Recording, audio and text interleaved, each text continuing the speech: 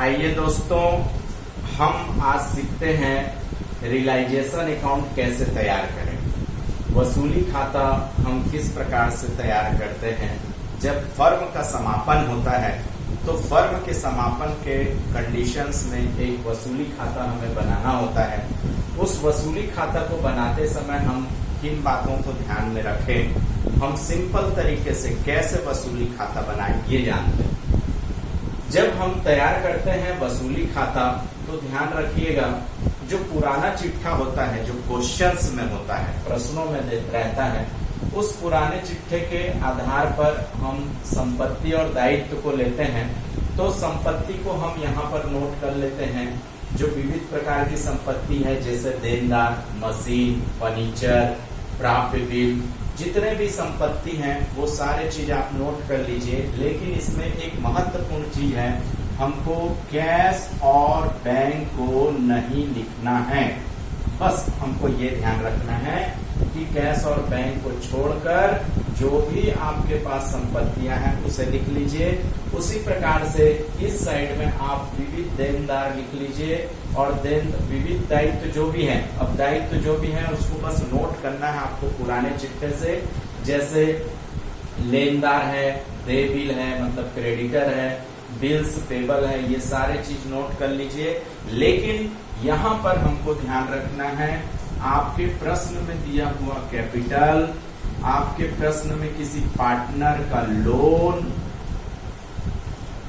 और आपके प्रश्न में दिया हुआ किसी प्रकार का रिजर्व एंड सरप्लस मतलब संचय और अतिरिक्त, और यदि आपके प्रश्न में कोई अविभाजित लाभ अनडिवाइडेड जो प्रॉफिट एंड लॉस दिया है वो सबको छोड़ दीजिए और बाकी सारे दायित्व को आप लिख लीजिए।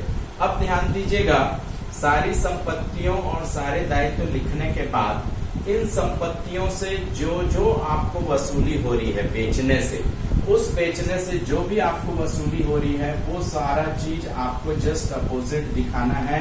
वसूली करेंगे मतलब बेचेंगे किसी संपत्ति को, तो यदि आपको मशीन से या देनदार से मिल रहा है तो रोकड़ खाते को दिखा दीजिए, क्योंकि आपको मशीन से मिल रहा है कैश में तो कैश दिखा दीजिए।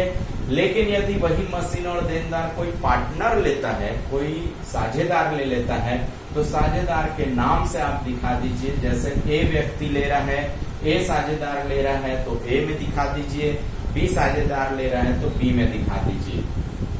ये जस्ट क्रॉस मल्टीप्लाई होगा जो यहाँ पर है।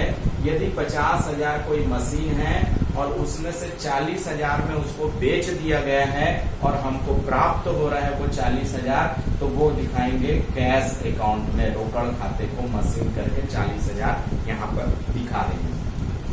अब ध्यान देने योग्य बातें हैं, ये जो दायित्व है इसी प्रकार से ये दायित्व से यदि लेनदार या दे बिल से कोई चीज भुगतान हो रहा है, यदि उसे नगद में भुगतान कर रहे हैं तो लेनदारों का यदि नगद भुगतान किया तो रोकड़ खाते से लेनदार करके लिख देंगे और वहां पर अमाउंट लिख देंगे। उसी प्रकार से यदि दे बिल यहाँ पर दिया है और इस दे बिल का यदि हम किसी प्रकार का भुगतान करते हैं तो वो सारा चीज यहाँ पर लिख देंगे रोकड़ खाते से।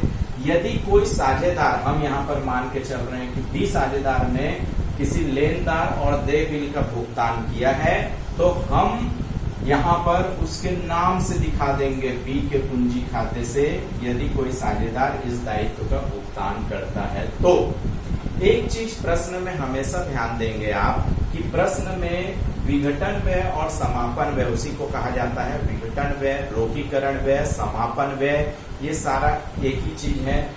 तो यदि प्रश्न में दिया है तो उस विघटन व्यय को भी भुगतान करके दिखाएंगे रोकड़ खाते से।